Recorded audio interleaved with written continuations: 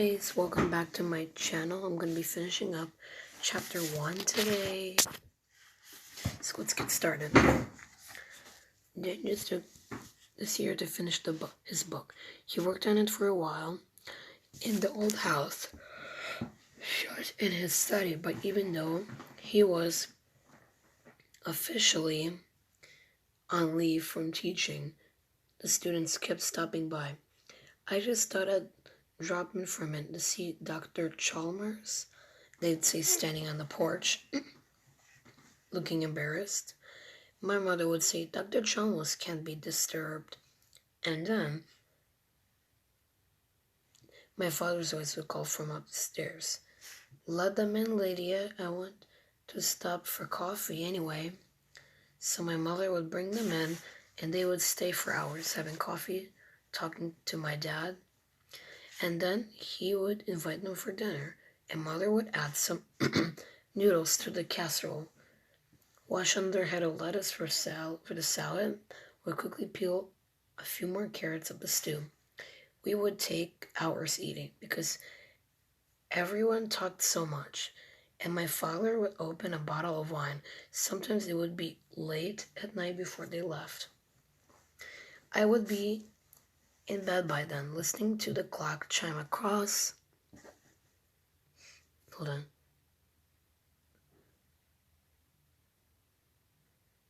I don't know. Chime across the street as they said goodbye on the porch, lingering to ask questions, to exhaust an argument, to laugh at another of my father's anecdotes. Then I would hear my parents come upstairs to bed, and I would hear my father say, Lydia, I am never going to finish this book. Oh! Sorry for a moment.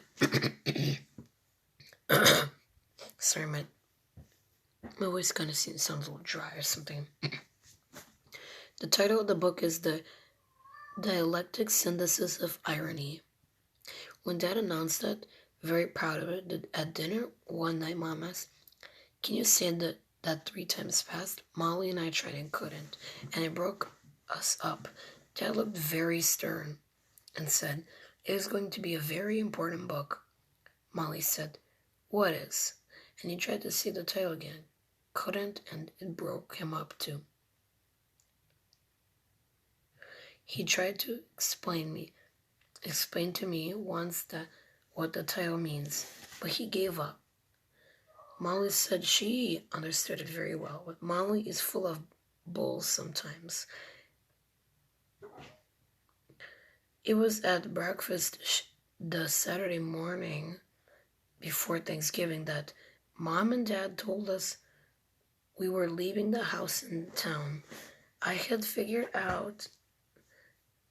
that something was going on because my mother had been on the phone all week, and my mother is not the type very much.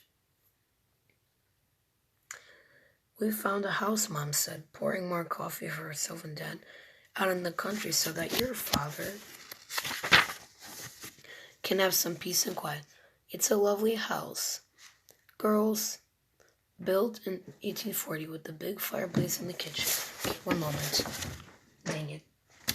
Sorry, my cat got on top of the fridge. Crazy.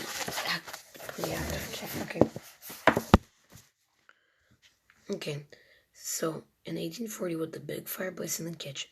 It's on a dirt road and surrounded by 160 acres of woods and fields. When summer comes, we'll be able to put in a vegetable garden.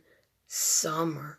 I guess Molly and I had been thinking the same thing, that she was talking about a month or so, maybe till after Christmas vacation. But summer, it was only November. We sat there like idiots with our mouths open. I was born while we lived in the house in town 13 years before, and now they're talking about leaving it behind. I couldn't think of anything to say, which is not unusual for me. But Molly always thinks of things to say. What about school, she asked. You'll go by bus to the Mac-Wahock Valley Consolidated School. It's a good school, and it's only about a 20-minute bus ride. And Can you say that 3 times fast? Asked Dan, grinning. Maguahawk Valley Consolidated School? We didn't even try. Consolidated School. I didn't even know what that meant. To be honest, it sounded to me as if the school needed a laxative. Anyway, school wasn't my main concern. I was thinking about my Thursday afternoon art class, which was just about to get into oils after umpteen weeks on watercolors, and my Saturday morning photography class, where my photograph of the clock tower at sunset had just been selected best of the week, beating out the 8 others in the class, which were all taken by boys. But I didn't even ask about my classes, about what would happen to when we moved to the country, because I knew. Dad, grumped Molly, I've just made cheerleader. Boy, was that the wrong thing to say to my father. He's proud of Molly because she's very pretty and all that, even though he's always seems somewhat surprised by her, that all of a sudden, since she turned 15, she has boyfriends and stuff. Every now and then she looks at her and shakes his head in a kind of astonishment and pride. But he was this thing about priorities. And when Molly said that, he set down his coffee cup very hard and looked at her with a frown. Cheerleading, he said, does not have top priority. And that was that. It was all decided, and there wasn't anything to argue or fuss about. It was too busy a time anyway. We almost skipped Thanksgiving, except that there were students who couldn't go home for the vacation, and so 5 of them spent that Thursday with us. And Mom cooked a turkey, but most of the day we packed. The students helped to put books in boxes, and some of them helped Mom, packing dishes and kitchen things. I did all my packing alone that week. I cried when I fitted my new unused box of oil paints, a gift for my 13th birthday, the month before, into a box, and I cried again when I packed my camera. But at least the things I care most about, were going with me.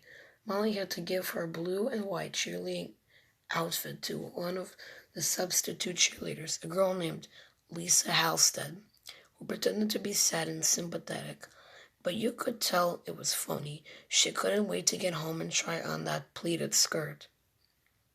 And all of that was only last month. It seems like 100 years ago. Strange how the edge of a house makes a difference. That shouldn't surprise me, because certainly the age of a person makes a big difference. Like with Molly and me.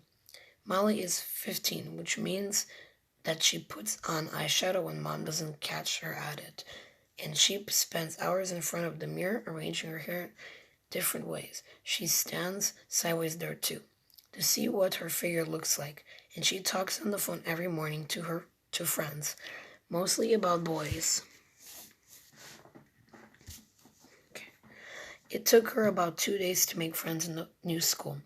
2 days after that, to have boyfriends.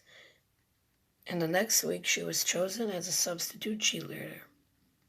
Me, I'm only 2 years younger, and that seems to make such a difference. Though I haven't figured out why. It's not only physical, although, that's part of it. If I stand sideways in front of a mirror, which I don't bother doing, I might as well be standing backwards for all the difference it makes. And I couldn't begin to put on eyeshadow even if I wanted to, because I can't see without any glasses. Those are the physical things. The real difference seems to be that I don't care about those things. Will I 2 years from now? Or do I care now? And pretend I don't, even to myself. I can't figure it out. Asked her friends, the day at the consolidated school when the first teacher said, Margaret Chalmers, and I told him, would you call me Mag, please? A boy on this side of the classroom called out, not Mag, Now, 3 weeks later, there were 320 people in the Macwahock Valley Consolidated School who call me Nutmeg Chalmers. You know the old saying about with friends like that, who needs enemies? Who needs enemies? But I was talking about the age of houses. As my mother had said, this house was built in 1840. That makes it almost 140 years old. Our house in town was 50 years old. The difference is that the house in town was big, with a million closets and stairways and windows and an attic. All sorts of places for privacy and escape. Places where you could curl up with a book and no one would know you were there for hours. Places that were just mine, like the little alcove at the top of the attic stairs where I tacked my photographs in watercolors on the wall to make my own private gallery. No one bugged me about the thumbtack holes in the wall. It's important, I think, to have places like that in your life. Secrets that you share only by choice. I said that to Molly once, and she didn't understand. She said she would like to share everything. It's why she likes cheerleading, she said, because she can throw out her arms and a whole crowd of people responds to her. Here in the country, the house is very small. Dad explained that it was built this way because it was so hard to keep it warm way back then. The ceilings are low, the windows are small, the staircase is like a tiny tunnel. Nothing seems to fit right. The floors slant, and there are wide spaces between the pine boards. If you want to close a door, it falls open again on its own when you're not looking. It doesn't matter much. The door is not closing because there's no place for privacy anyway. Why bother to close the door to your room when it's not even your own room? When we got there, I ran inside the empty house while the others were all still standing in the yard, trying to help the moving van get turned around in the snowy driveway. I went up the flight of stairs, looked around, and saw 3 bedrooms, 2 big ones and the tiny one in the middle, just off the narrow hall. In that room, the ceiling was slanted almost down to the floor, and there was one window that looked out over the woods behind the house, and the wallpaper was yellow, very faded and old, but still yellow, with a tiny green leaf here and there in the pattern. There was just room for my bed and my desk and my bookcase and the few other things that would make it really mine. I stood for a long time by that one window, looking out of the woods. Across a field to the left of the house, I could see another house far away. It was empty, the outside unpainted, and the windows, some of them broken. Black like dark eyes. The rectangle of the window in the little room was like the frame of a painting. And I stood there thinking how I would wake up each morning there, looking out, and each day it would change to a new kind of picture. The snow would get deeper, the wind would blow last few leaves from the trees. There would be icicles hanging from the edge of the roof, and then in spring, things would melt and change and turn green. There would be rabbits in the field in the early morning, wildflowers. Maybe someone would come to live in that abandoned house, and light would come from those dark windows at night across the meadow. Finally, I went up downstairs. My mother was in the empty living room, figuring out how to fit in the big couch from the other house. Dad and Molly were still outside, sprinkling salt on the driveway so that the moving man wouldn't slip on the snow. Mom, I said, the little room is mine, isn't it? She stopped to think for a minute, remembering the upstairs of the new house.